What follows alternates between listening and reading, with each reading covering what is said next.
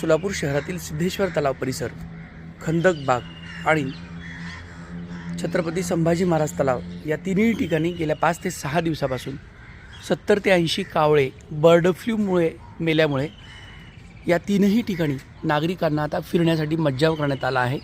सोलापूरचे जिल्हाधिकारी कुमार आशीर्वाद तसेच पशुसंवर्धन विभागाच्या वतीने हे पूर्ण क्षेत्र 21 दिवसासाठी नागरिकांना फिरण्यासाठी प्रतिबंधित केले आहे। त्यामुळे दररोज हजारो सोलापूरकर या सिद्धेश्वर तलाव परिसरात फिरण्यासाठी येतात।